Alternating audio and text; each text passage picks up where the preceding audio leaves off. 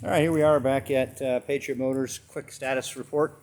We're working on the right axle U-joint on a 2013 F250, 150,000 miles.